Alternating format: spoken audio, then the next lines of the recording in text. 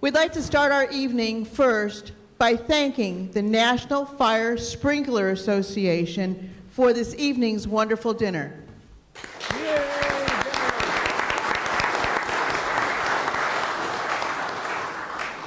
At this time, I'd like to welcome our friend, and you see her in many faces, whether it's Common Voices or Fire Team USA and everything else, but Vicki Pritchard is here to join us, and let's give her our South Carolina welcome. Vicki?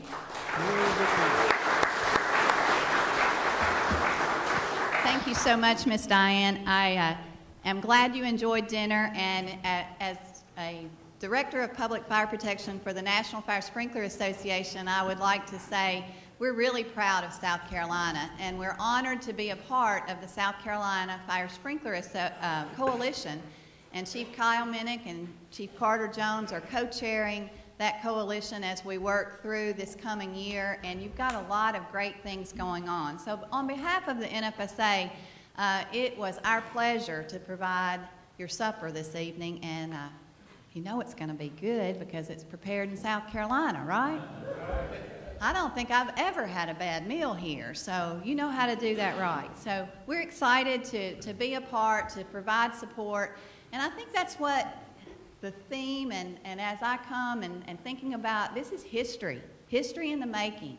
As you have your first Fire Service Improvement Conference with 4 organizations and associations coming together, that in and of itself says a lot about the good things that you have going on in the South Carolina Fire Service. The South Carolina Firefighters Association, South Carolina Fire Chiefs Association, South Carolina Society of Fire Service Instructors, and South Carolina Public Fire and Life Safety Educators.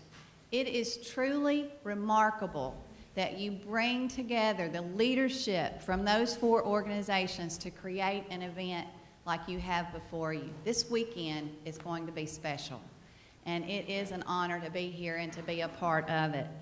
You know, we began a kitchen table conversation this past June at the South Carolina Firefighters Association's Fire Rescue Conference in Myrtle Beach. We had a little fun with that kitchen table. To have Chief Alan Brunacini join us and talk about topics that were of relevance to the nation's fire service and, of course, to South Carolina's fire service was a treat for all of us. So we wanted to bring Chief Bruno back. So thank you, Chief, for being with us. Thank you.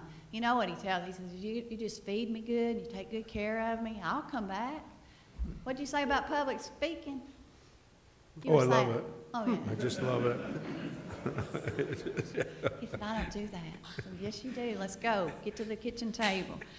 But it's important for us, I think, to focus on some of the topics that perhaps many people are not comfortable talking about.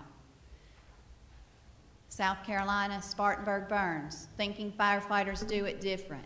You're involved in a lot of things within this state that are pushing the envelope, that are asking questions that require tough answers. And you know what I predict? I predict you're going to figure out how to make it make sense at the firefighter level and do something with it. Then others will be following your great state. That's my prediction for the future.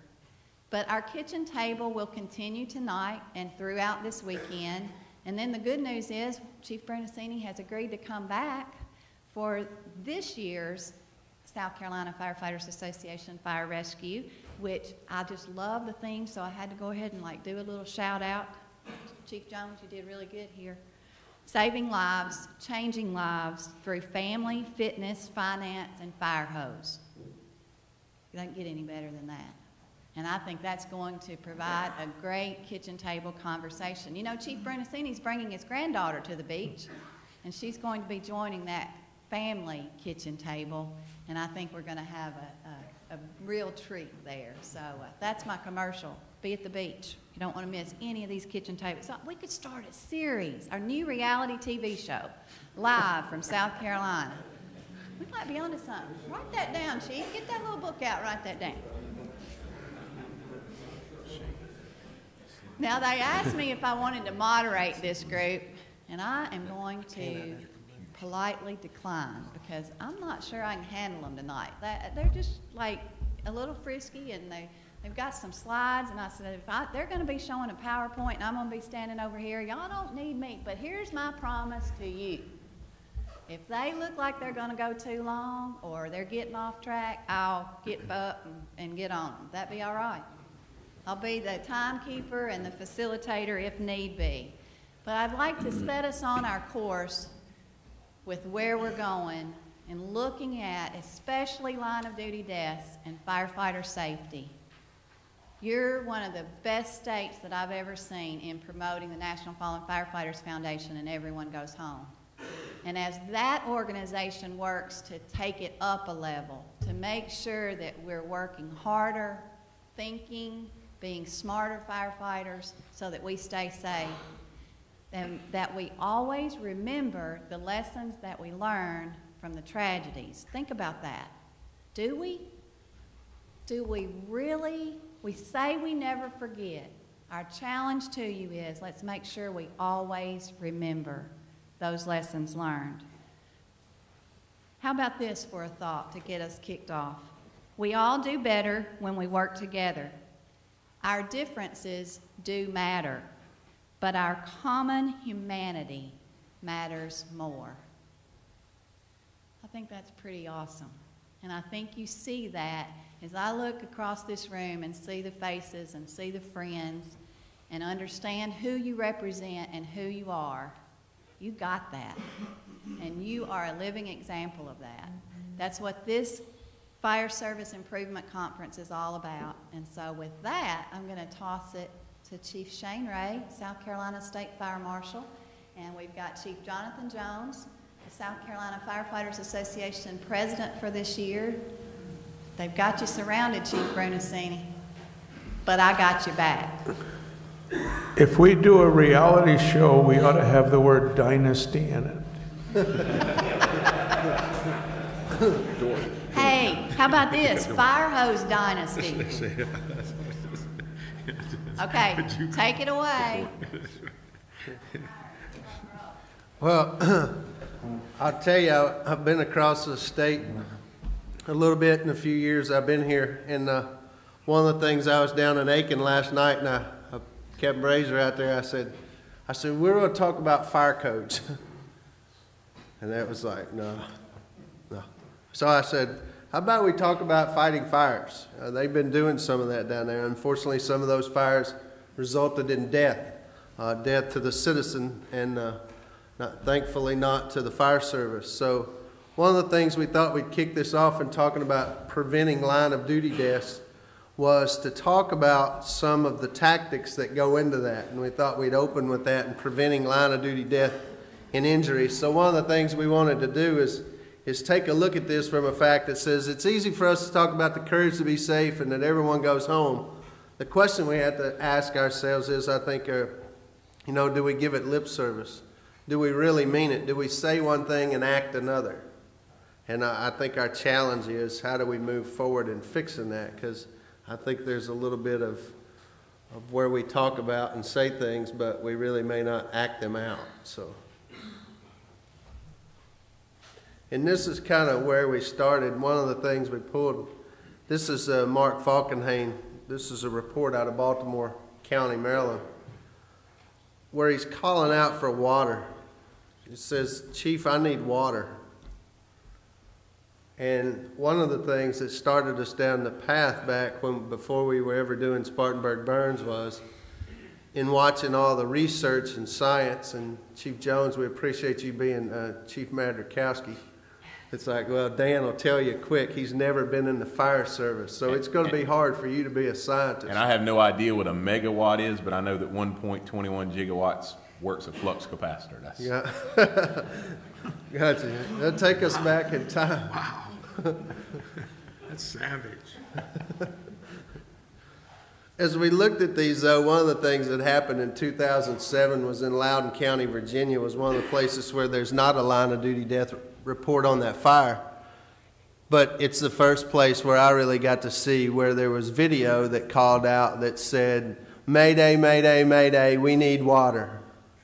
And you know how much water we sprayed on them? None. The fire hose we sprayed in the front yard, somebody walks up, you can see them in the video, put their hand on their shoulder, and the guy that opened the line up shut it down. And so for another about 4 minutes, there's no water applied.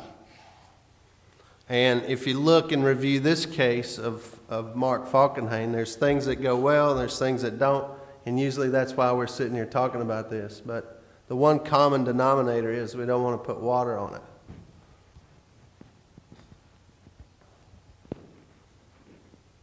Question is why? They called out, "Chief, I'm burning up. I need a hand line now." And we won't spray water, so why not? Would you have sprayed water in your day? I would have used aquarium tactics. Very little burns when it's submerged. You know, a couple years ago, this comedian was circulating across YouTube, and it was the fire SUV. I think y'all invented that in Phoenix, didn't you? The fire SUV. Yeah. And he was saying that, you know, he was telling the guys, we want you to, right there where there's that fire, put water on it consistently until there was no more fire. And we laughed about it, and how dare he portray the fire service. He had it pretty much nailed, did he not? It was the best message probably for the decade. And then he said, and if the fire's over there, take the same tactic. Put the water over there. Yeah.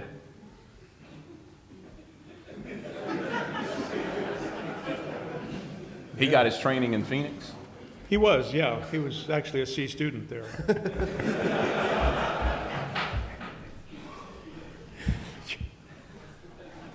One of the things as we look at this, it says, so here's a line of duty death in a large house. And so it's like, all right, this house, probably 6,000 square feet, I think.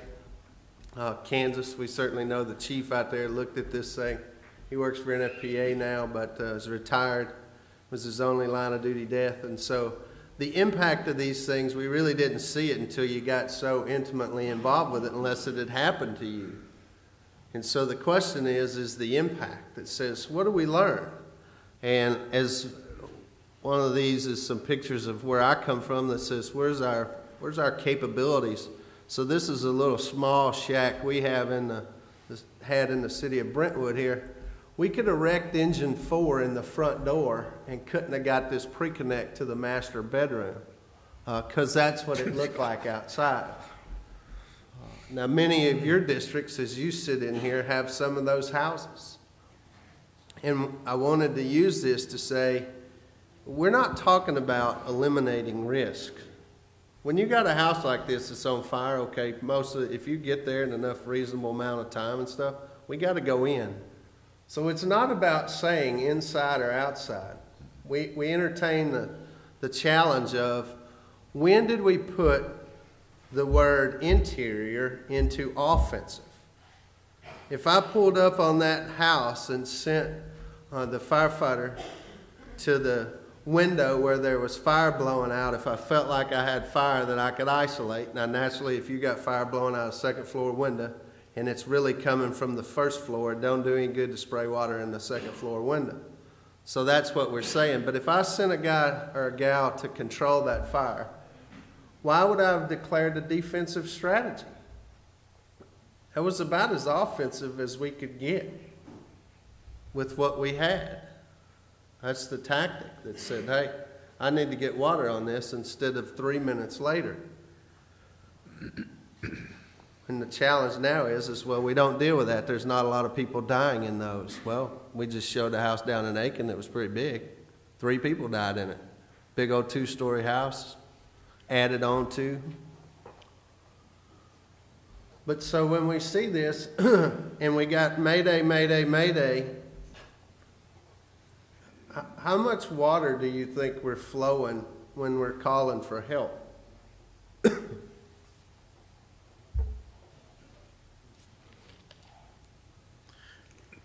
Not very much there. Right.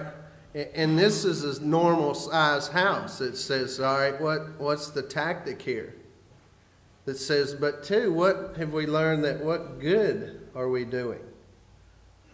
And the one thing that we learned in Spartanburg is the fact that says, if you put water, like the window on the side opposite the ladders over there, I don't know which one's the front of the house, but if you sprayed in that one window, we know there's a reduction of temperature of 1,000 degrees. Now, I don't know how many megawatts that is, but we know that'll be, if Dan was here, he would tell us, and tomorrow he'll tell you. Because the other piece of these shares is that the kilowatts per meter squared, which is what we did measure that in, the energy our turnout gear is absorbing, though, is the fact that says it's not as much the heat at first as it is the energy it's absorbing. But we're doing all these other tactics instead of controlling the fire while we got people in trouble. And I don't know how to fix that. Well, then you talked about capabilities. What is probably the one tactic that we all have the capability of doing? I mean, I look out there, I mean, how many of you got dedicated truck companies to throw 6 people on the roof? Not me. You know, I do have the capability, however, to pull a fire hose, put water in the fire hose, put water where I see those flames coming from. You know, so in terms of capability, it's the one capability that generally, universally, we have. But, and I'm going to hook up to what you said, John. What's the only thing that puts the fire out? Water. Duh. No, really, I'm not being sarcastic. And we're not saying that there's not a place for that.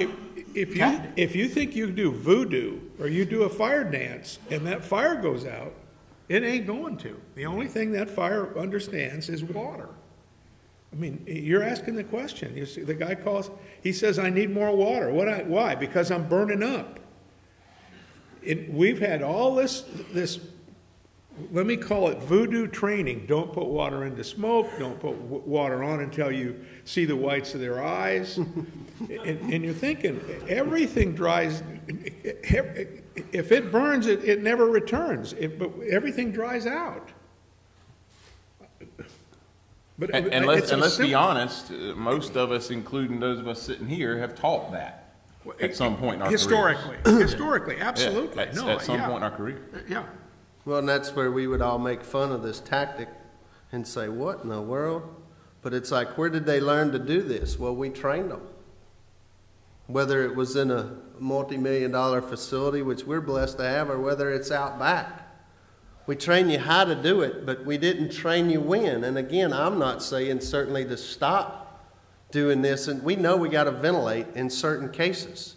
But there's some cases where there is absolutely no need. Because we learned, the young lady that was with us at Spartanburg, who graduated from MIT, did a research study that said how much smoke and gases does a 4x4 hole ventilate. Because that's what we cut a 4x4 hole, right? How much will it ventilate? And what did she tell us? The energy produced by one sofa. One sofa. Engine 4 is on the scene. Got a single-story, single-family dwelling. One sofa involved. Truck 4 cut a hole. In fact, let's overdo it. Cut it 4.5 by 4. So engine 4 is on the scene. We got a single-story, single-family dwelling, 2 rooms and contents. Truck 4 cut the Charlie side of the roof off. We'll get lift. If you said that on the radio, they'd try it. He knew truck 4. Yeah. I lived at engine 18. We had truck 4. We didn't have a truck, so that's where I was ruined from the start. So you had to just put the fire out. Work.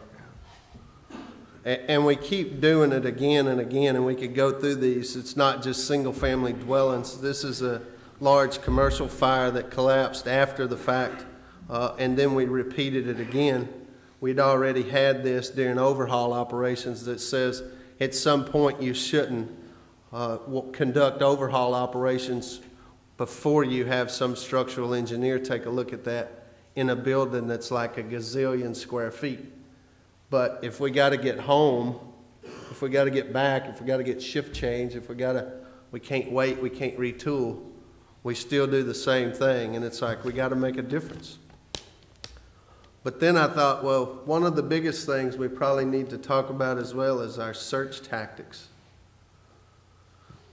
And we had Captain Marsar here from FDNY. And what did he talk to us about? Survivability profiling. You're right. That says, what's a survivable event? And with that, it's like, well, is this a survivable event? Well, I don't know. Who are you to judge? Well, we know this is what happens, though, when we put air into it.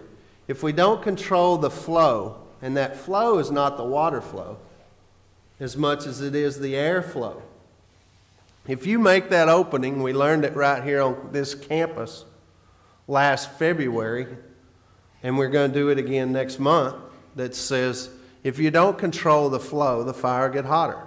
Well, that wasn't news here. We'd already learned that at UL way back when. The first ventilation test Steve Kerber conducted, and he'll be coming in here on Sunday. It said that the more air you give it, guess what? Hotter the fire gets.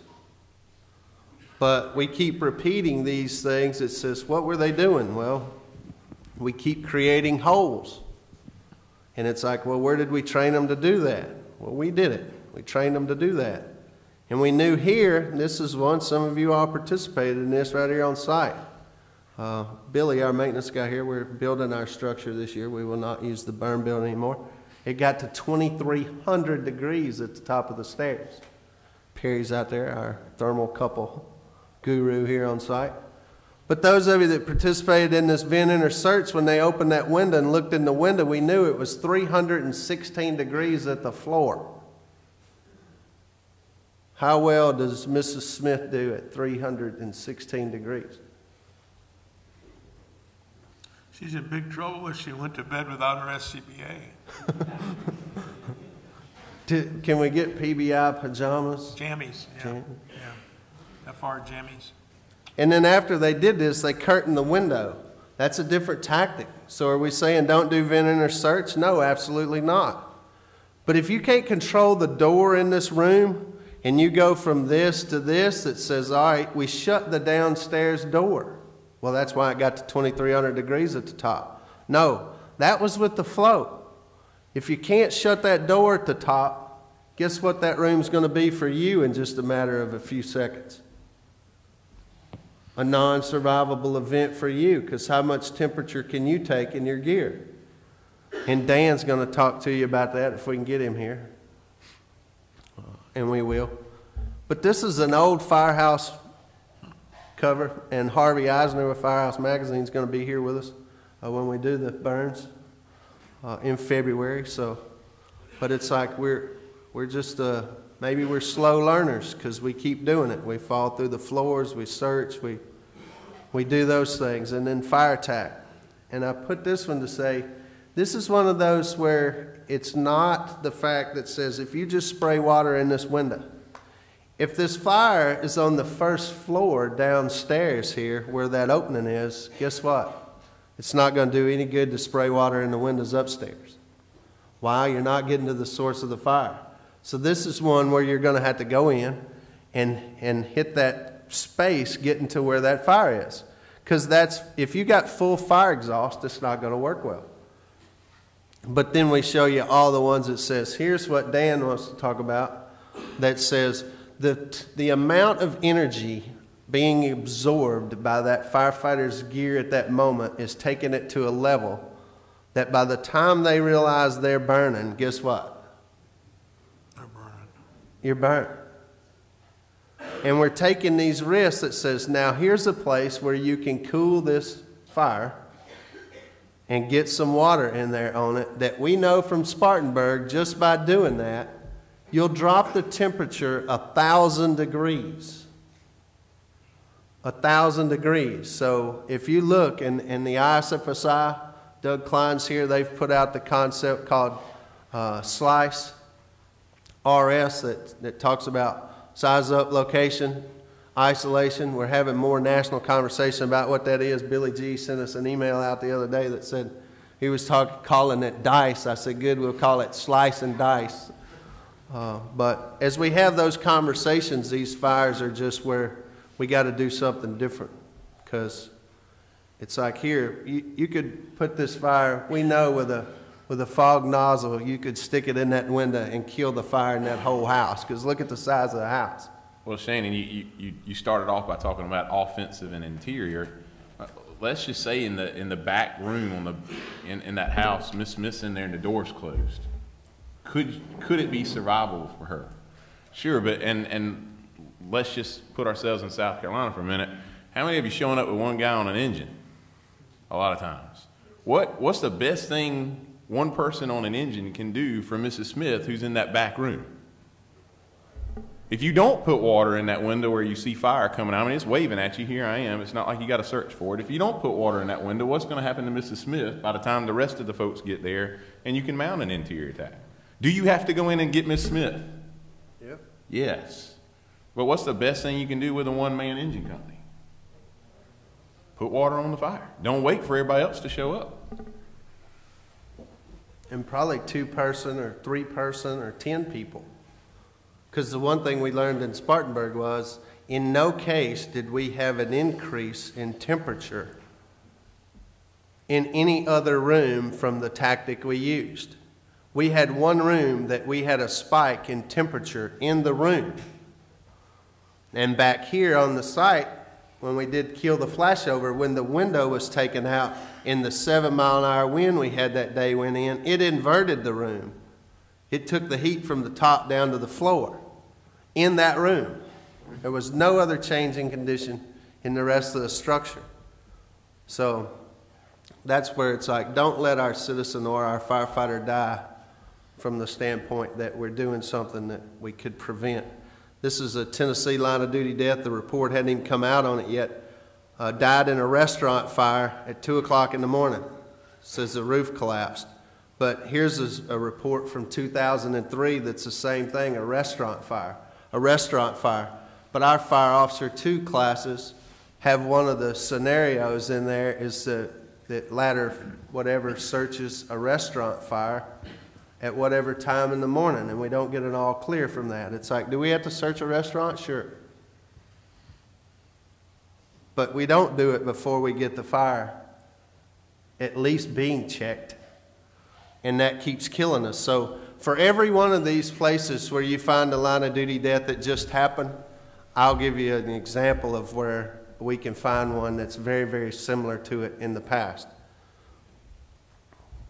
It takes a little of this, maybe, but it could also not be our job.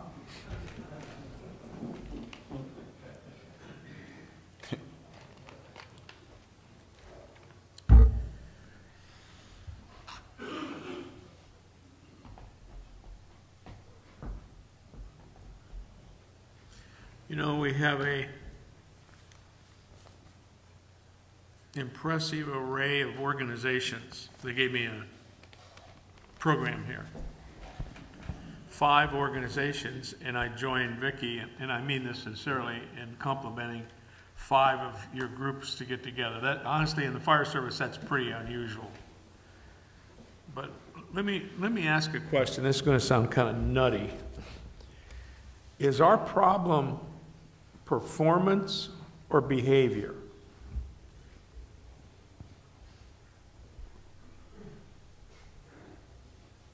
What Shane has presented, let me call it nominally, is performance, isn't it?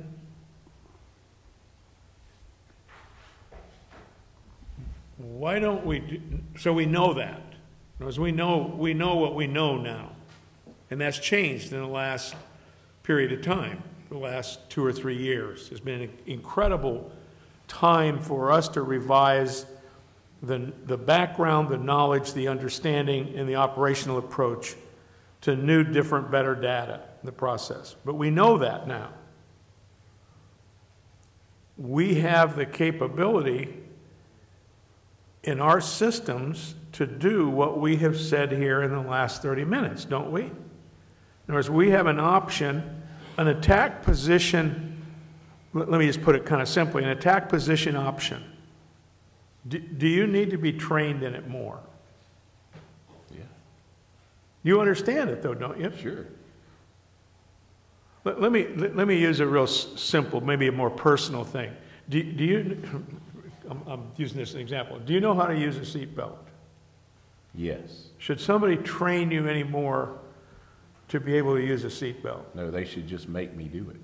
So, well, we haven't rehearsed this, as you can tell.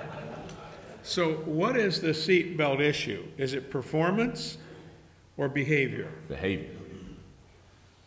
I'm suggesting something here. You guys come here and you've had a big dinner and you're digesting it, and we've got to bring this information to you. The South Carolina, new organization here, South Carolina Behavior Management Consortium. What would that group look like? Like them. No. We are all performance people. But the problem isn't, in many cases, the problem is not performance. And I don't mean to take anything away from performance management. We developed, refined, applied, have used for the last 50 years a performance management model. But I'm going to just use the seatbelt thing. There's not much point sending B shift back and training them on seatbelts anymore. They know how to use a seatbelt. I mean, hell, well, on the B shift, 7 times out of 9 they know how to use it, depending on their biorhythms. But what do we do with behavior? This is to reduce line of duty, kitchen table, preventable line of duty deaths and injuries, right? And I mean to ask the group, and we need to get them involved in this, because I'd love to hear what you say. What's the difference between managing performance and managing behaviors? Performance is usually outcome-based. Okay, whoever said that, thank you. Performance is outcome-based. Is behavior outcome-based? But see, I don't really care what your attitude is about seatbelts. What I care about is your behavior. He hates seatbelts. He's in a cult that hates seatbelts. Let me put it in B-shift terms. I don't give a shit. I'm his boss. What do I want him to do? I want him to use them. I want him to behave in a standard set of ways that prevents him from killing himself if there's an unplanned event. Now, clearly, do I care about the way he feels about it? Absolutely I do, and I'm responsible for that, and I should be involved in that and understand it. When it's all said and done, click is what we're after, isn't it? That's right. That's your behavior. Now, I flew here on Abadabadoo Airline, and there was a nice young lady. It was a little airplane, very cozy. And she walked up and down the aisle before we left and looked. I wanted to say she looked in our laps. That sounds kind of suggestive, but she looked in our laps to see what?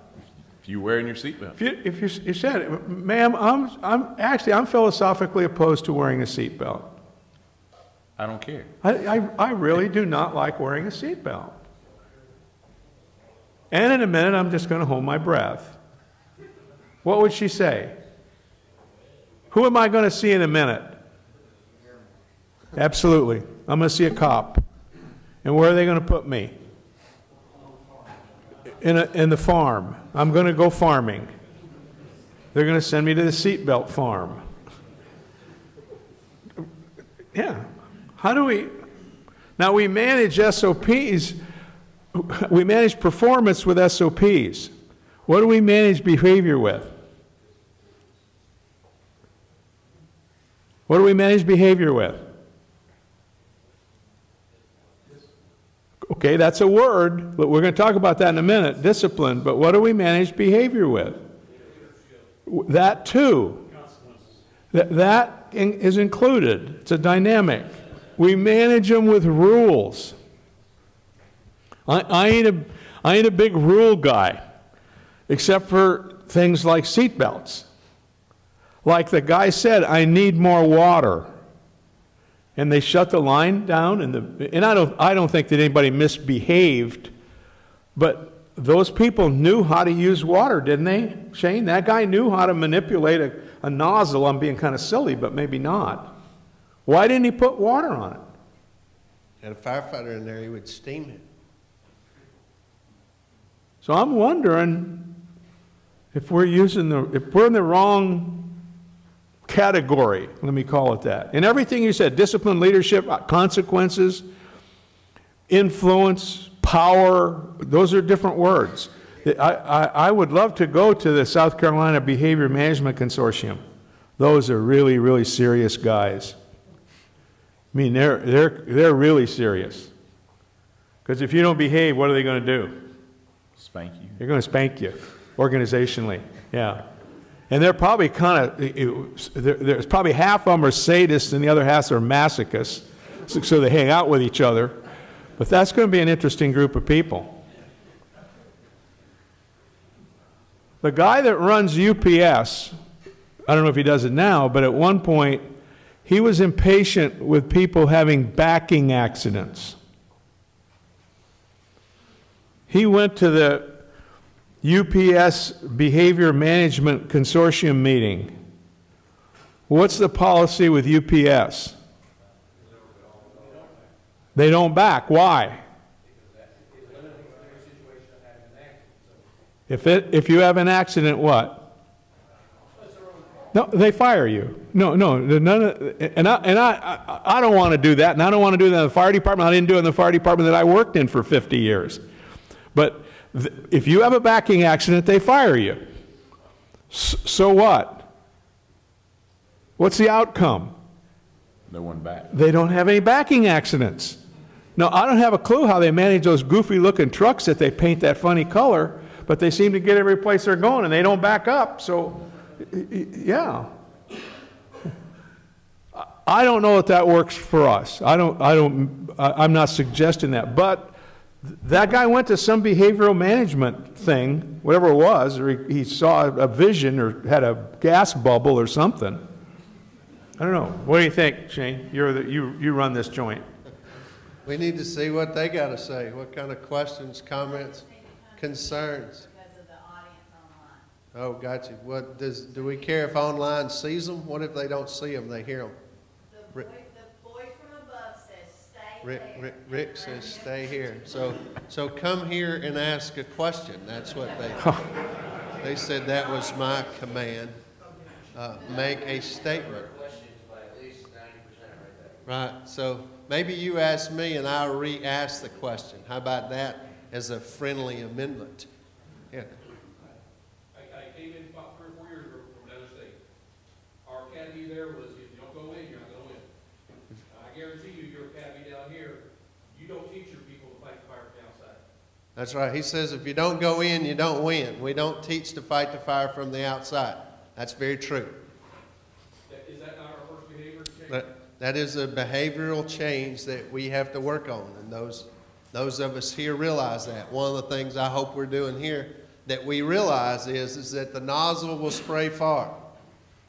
And that if this is a door threshold, some of you have heard me say this, one of the data we know is that if we crawl everybody right inside here, you've just had a 600-degree temperature change in a real event that's not a couple of bales of straw on a pallet.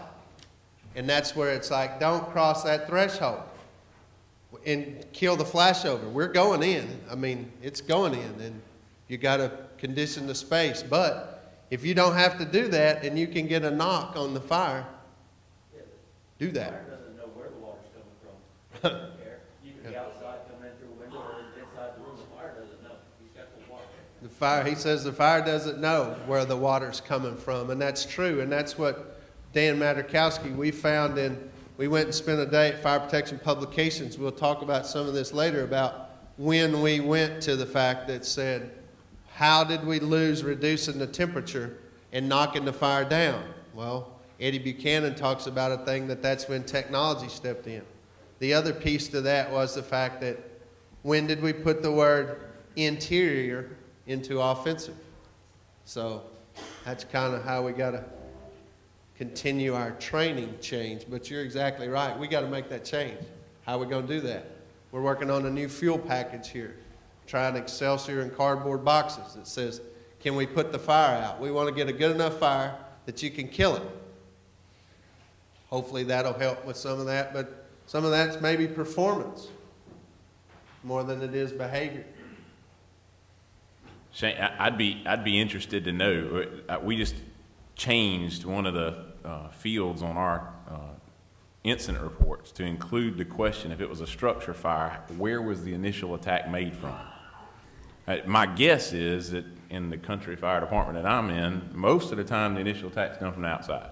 Just simply it's a one-man or one-person engine, two-person engine, whatever. In fact, we've simplified our size ups. We started getting complicated. You know, we on the scene of a 1,000 kilowatt fire with laminar smoke and whatever. You know, I worked in laminar. Over pressure. Yeah. The bottom line is when you arrive on the scene of a structure fire, you find one of four things. I'm not trying to dumb it down, but you find one of four things. Either there's nothing showing, there's smoke showing, there's flames showing, or it's fully involved. One of those four things happens. Anybody got any other ideas? Not trying to oversimplify it, but really, when you arrive on the scene of a structure fire, you got one of those four things. Apply a tactic to each one of those. When it's flames showing, do you have to hunt for the fire? No, it's showing. So what do you need to do? Pull the hose, put water in the hose, put water on the fire as quick as you can from the most advantageous, which oftentimes is the furthest point away from that heat as you can. Will the fire still go out? Do you still have to go inside? Eventually, yeah. What does that do for Mrs. Smith? If it's fully involved, what's survivability profiling? What's the survivability likelihood of Mrs. Smith? Fully involved? None. So again, do you have to hunt for the fire when it's fully involved? No. So what do you need to do when you arrive? I don't care if you got one person or 10 people. When you arrive on a fully involved structure fire, pull the hose, put water in the hose, put water on the fire as quick as you can from as far away as you can. Right? A lot of water. A lot of water. If it's fully involved, more water. More water. Yeah. I asked, so many fires are included that there's different changes in each fire that you go to. Buckling the seatbelt is one, I mean, it's a good example, but it's just one simple event. The fix is the buckle it. Every fire we go to is not the same. Jonathan, I don't want to be argumentative, but one of the pictures that you show, I will be. One of the pictures that you showed was the second floor was above what we had in the basement. So yes, we certainly had fire showing, can you apply water on the outside? My point is that if you try to change a certain behavior, the trouble is we have so many different behaviors that we have to look at, and it's just because every fire is so different. So it's not as simple as just buckling the bucket. I like the analogy, but it's just not that simple in what we do. Well, and I think that's where the marriage of experience and science happens. You know, I think those two work better together. You know, my experience tells me that I can make that grab through that window. The science tells me that I better do something about the flow path now while in the process of doing those things. So I agree with you. I mean, again, I guess my four simple size ups is really oversimplifying it, but I would venture to say that at least in my district, 90% of the time, that's what we got. You know, keep in mind, the tallest thing I got in my district's a pine tree. But, you know, 90% of the time, that's what we find. But I think your point is you're right. The behaviors are different, and oftentimes by necessity. And I think that's where that marriage of your experience and now what you said in Spartanburg, the fire's talking and we're finally listening to it. I wonder what it'll say. You know, I'm going to go back to my friend that just stood up and made every fire different. I heard that exact same response when we said we were going to develop an incident command system. They said you can't develop a management system for a fire because they're all different. I hung out with those guys, and to them, every fire was different. And they were very awkward with an incident command system. There's been 40 years of development of applying a standard set of functions to manage virtually every and any incident that's occurred in that 40 years. There's how many of you are paramedics in here? How many medics? How many will admit to it? Yeah. I can't see the chains. If I could see the gold chains, I could identify it.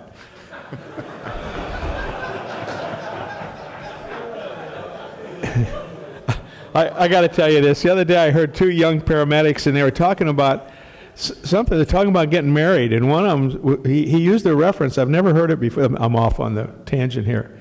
He said he was explaining that he got a divorce, but he said it was just a little starter marriage. Every body is different. Every injury is different. How do they apply paramedicine? Algorithms. If this, then that. If it's this, then it's that. And it's experience and science. Now, is an experienced medic more adept, typically, than a very young medic? Sure. Sure. And I wouldn't take anything away from the unique difference, all the dynamics of saying that every situation is made up of the same elements, isn't it? Same as medical kinds of things, or anything else if you think about it. But I don't know how we proceed if we say we can't apply this science, or I have got to have 150 years of experience before I can make sense out of something, because everything is different. Because honestly, I would honestly disagree with you. I went to fires for a long time, and the fires looked just like your fires, looked just like that fire right there. And we used the same system to extinguish them. Didn't we? Yep. How do you run this training academy if every situation that this training academy was built to manage is different? Now, clearly, should we learn the differences? I'm kind of contradicting myself. But I think we have got to figure out a way to apply. I liked your four iterations.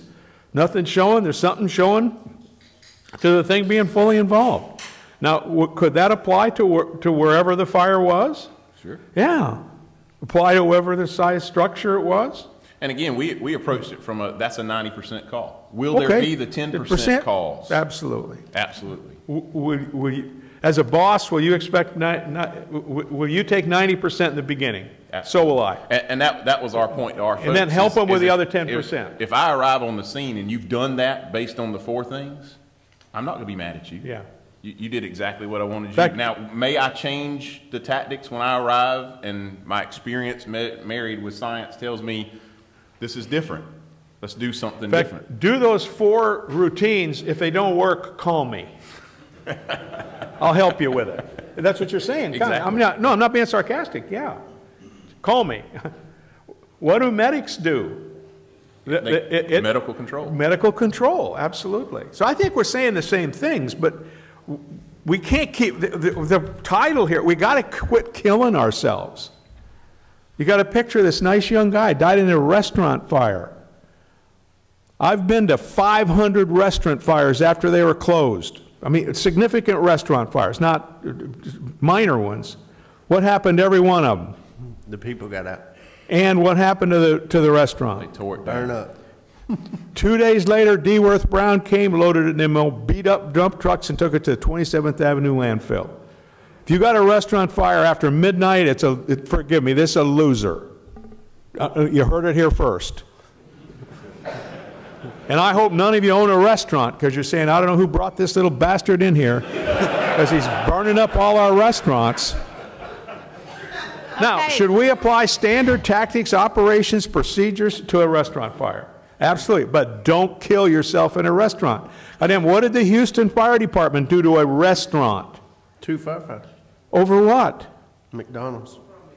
4:10 in the morning, killed 2 beautiful firefighters in a fast food restaurant. I don't mean to be specific, but we need to be specific.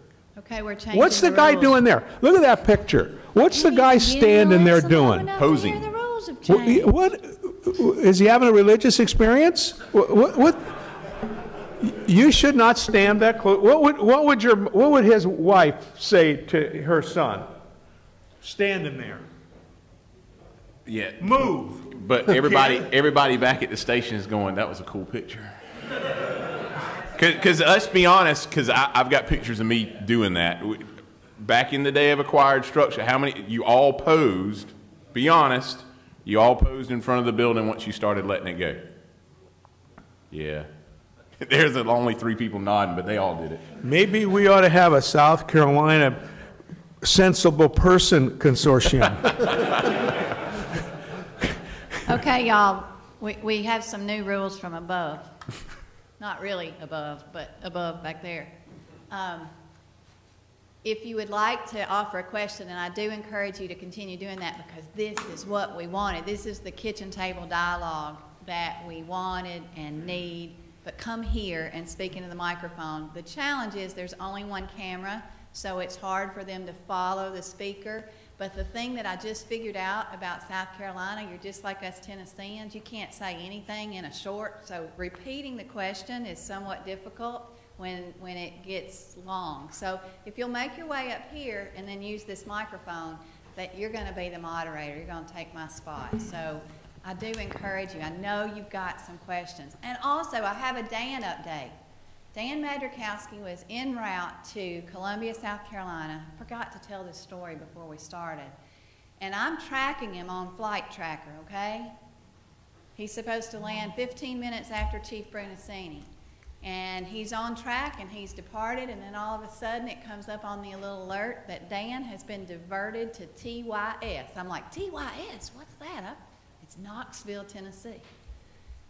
He had texted me right before he took off that the plane had mechanical problems. So fire mom mode kicked in, and I am now a worried little fire mom. And I'm like, oh my goodness, he had already said they had mechanical problems. Now they diverted him.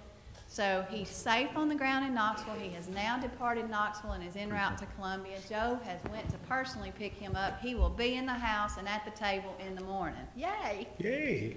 So, Amen. Who's next? Somebody needs to come up here and challenge these folks. Chief Klein, I know you got a question. Come on. Come on. You're right here. You're poised and ready. Okay, Chief Minnick, it's your turn. Nobody wants to sit and kiss that. Come on. Come right here. You just got to give them something to talk about. Give them something to talk about. Here we go. I knew I'd get a taker. No, he's coming forward. Thank you, Perry.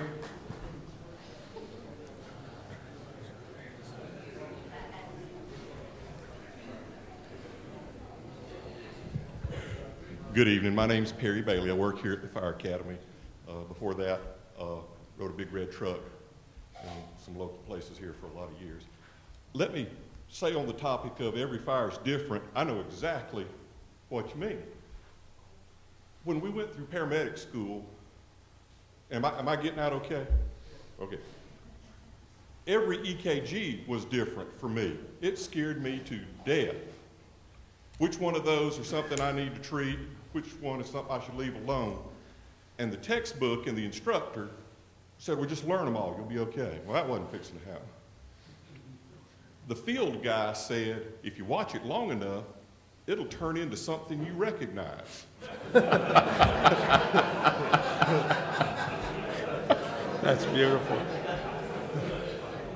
And the impact was there's only so many variables. The building may be burning a lot or a little, the left side, the right side, the top, the bottom, and what it's built of, and the weather, and the number of people and resources, all these you've got to put together, and every fire is a different challenge. I agree. But at some level, every fire follows the same model out of a few choices. It starts, never gets big, goes out. It starts, gets big, they call us. It starts, gets big, puts itself out because nobody called us. But what makes it all different for us, in Perry's opinion, and I'll shut up here in a second, is we arrive at different phases. If the fire's at the house behind the fire station, you're going to get there in a different phase than if you have to pack lunch to get to that call. And All those things, all those variables, bring them together. Now, how many different tool sets did you bring to the fire? You got an 1 3/4 hand line, you got a 2.5 hand line, maybe a few people's got a 2-inch hand line. We only brought a very small number of plays we can run. If we're the pros, how many different plays do we practice on offense and defense? So, out of a huge number of variables for that call, I'm going to say we're only bringing a very small number of options in our playbook. Run in the front door, chop a hole in the roof. We've added, put water on the fire as quick as you see the fire in recent times here. It didn't catch on the first time we brought it up, apparently. We've got to bring it up again. But I'm going to say, yeah, they're different, but we've only got a limited number of ways we can cope, that we can meet it. A few of them are offensive, a few of them are defensive. And you're free to call me stupid, and I've been married so long I'm used to it. But I'm saying, family part. All those variables, it's probably something you recognize if you'll watch it a little bit out there. And since we only brought a few offensive plays with us, we need to make one of those fit, right? Has anybody added a new tool to the fire truck in recent years that nobody else has got? Do we have the same tool set we had in 1974 when I got on the big red truck? We're a little safer, a little less crazy. And the other last thing I'll say is, you're going in the front door in part because the crowd chose your quarterback. On TV, what does the fireman do? He big, he proud. Community likes him. That's why he's on the TV commercials. Our own publicity is killing us. We can die very quickly living up to our reputation.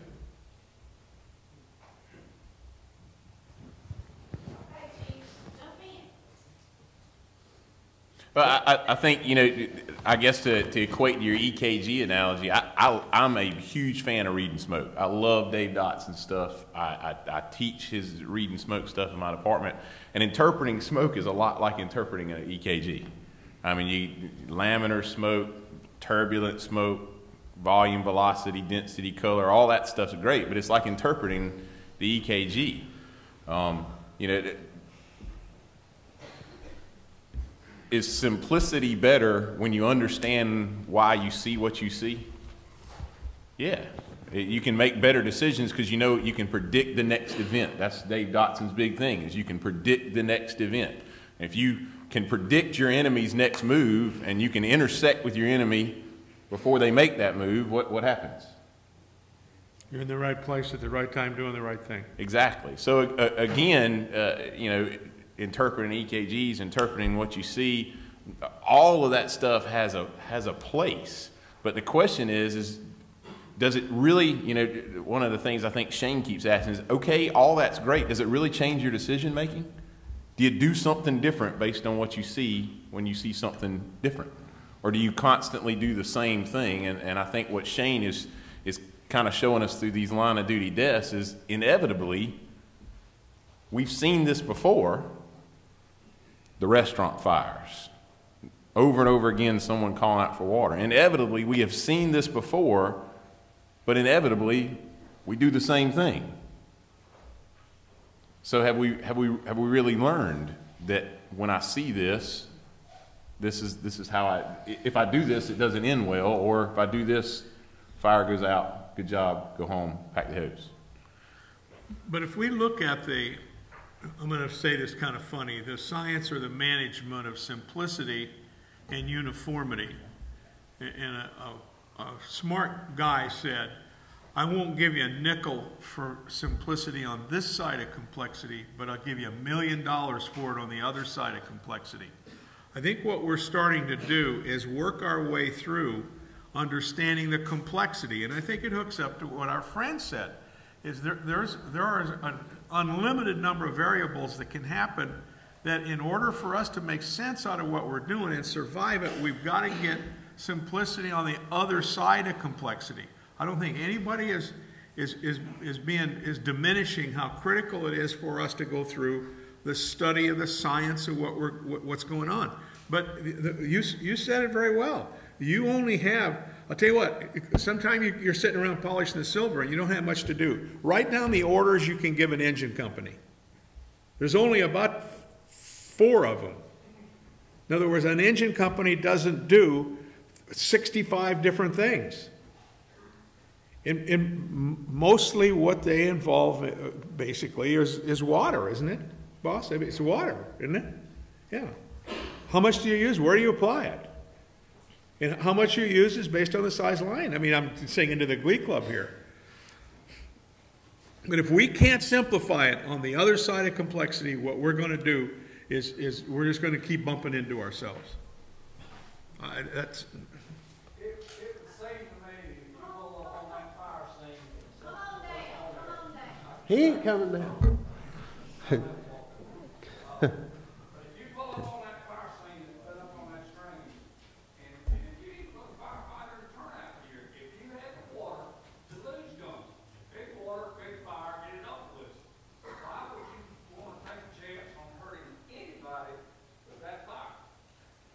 If you pull up on it, you've got a 5-inch to a hydrant, put your dilute gun in, stand back, watch it. You ought to be the President of the United States. So the question What do we was, call that? Did everybody hear the question? He was asking what makes a given fire worth entering if you don't have a rescue challenge? Am I phrasing it right, sir? Yeah. And it's the key is you got to knock the fire down. And the fire we had up there was the fact that says there is a difference whether you can put water in the space or whether you can put water in the surface. And what we're talking about here is the fact that those people, just like the paramedic analogy, the experienced paramedic that has seen that rhythm 5 times is going to treat it better than, oh God, what is that? I'm praying for it gets to the one that I recognize. And that's what we got here is the fact that says, if you've got an incipient phase fire here, that's easy. Open the door and put some water on it. This is the fire when we get to in the burn building right here. That says crawl in that door and put the fire out. That's pretty simple.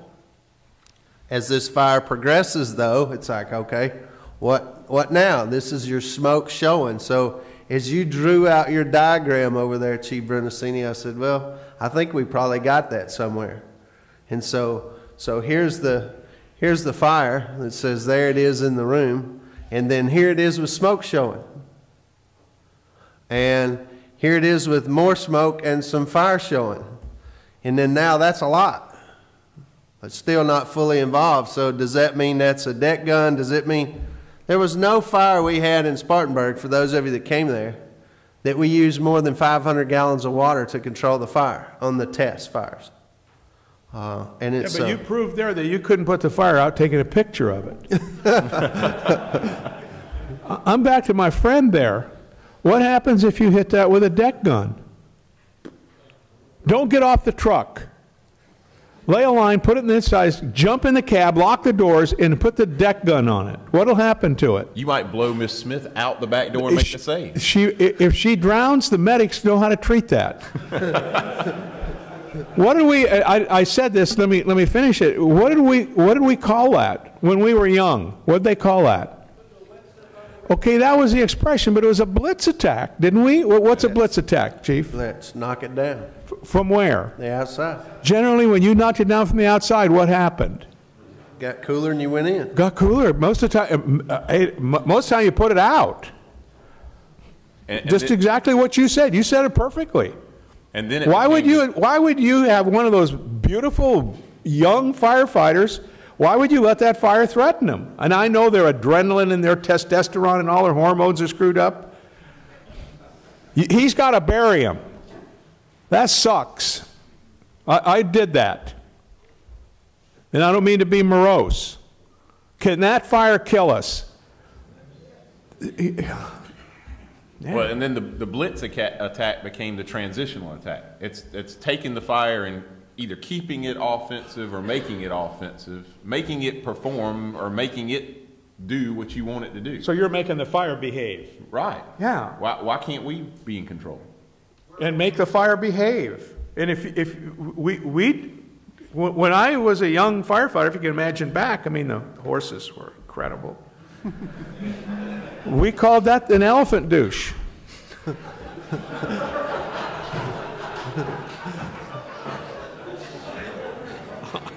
That's what we called it. I'm sorry.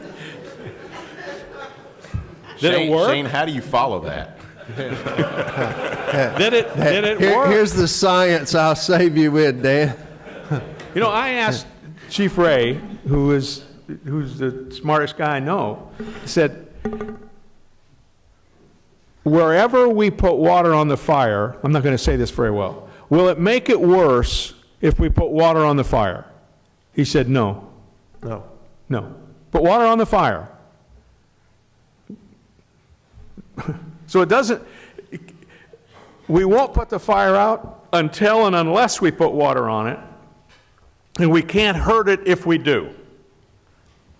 And we didn't find any case where we hurt ourselves by doing it. By doing that. Did we help ourselves by doing that? Yes. I'm back to my friend saying, why would I threaten my guys when I can do it from the street? And what you need, and I know how to do this, you ought to have 70-year-old firefighters. We ain't doing that shit.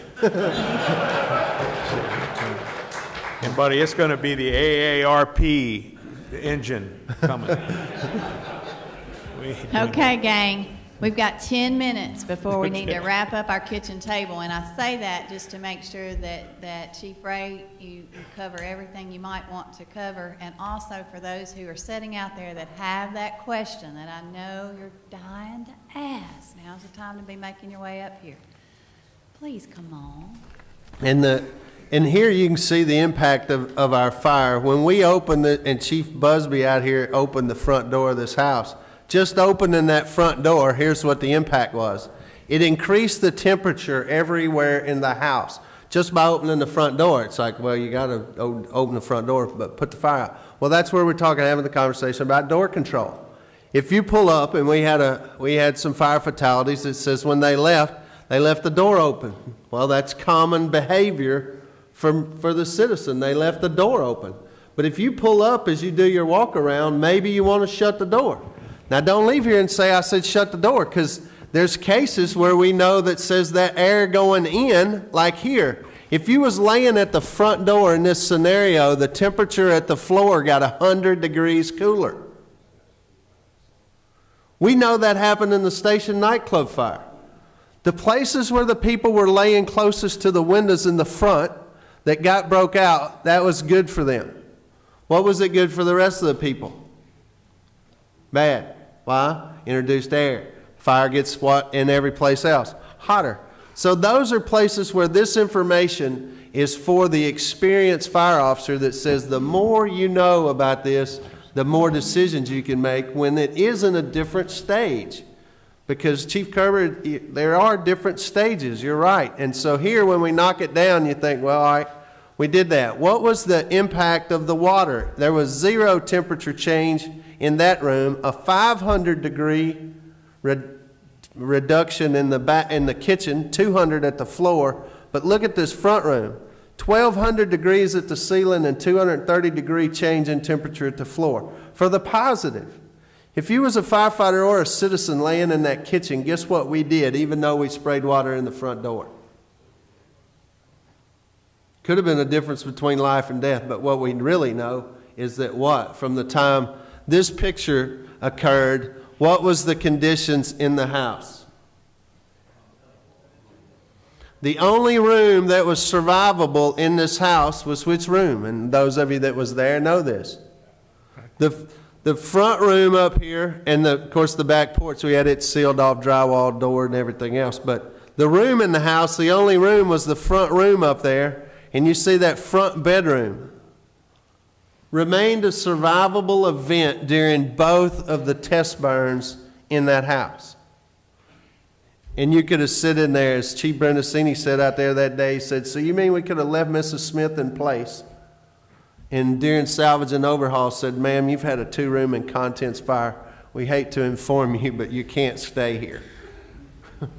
It would have been dysfunctional to wake her up.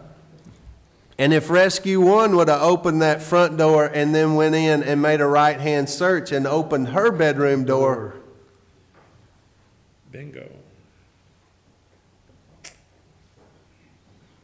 folks, that's why, too, we want to look and we want to try to study this more, that says we want to know ourselves what we're doing. Why? Because there's things that we've been trained to do that may not be positive on that outcome. And we can't make this change fast enough. I got about as much experience as a field mouse as far as this goes, but this is an honor to be here and listen. I don't want to simplify it either too much, but the whole idea of there being so many different scenarios, and then you hear, okay, it's just fire, put water on it. Even the scenario with the second story on fire, thinking, oh, well, you're going to have to go inside anyway because you got to hit the seat of the fire. I mean, is it a negative thing to even hit through that second story window before you go in? I mean, is that something that you see the fire? I mean, putting water in that, is that going to cause something negative, or is that going to cool the top floor too, and then you can work on the bottom? I mean, why wait to put water on it at all? It's not negative. It will not have a negative impact. However, if you pull up and you got 500 gallons of tank water and that's all you got, and I guess that's it. If you hit a plug and you rolled in there and you can deck gun that, no, it'll probably start running down the steps and have a positive impact. But if you got one line, that's where it's like getting it to the right spot, and we've done that. And I personally put water in the window and said, this ought to be having an impact. What I didn't know then, that said that fire was full exhaust. There was fire from the bottom window seal to the top. So getting water in there, I knew my air was coming from someplace else. Once we got a line on the Charlie side to the window where the fire was burning through the kitchen up the stairs, it all went out with a 1 inch 3/4 hand line. So that's where the difference is made, just on water usage.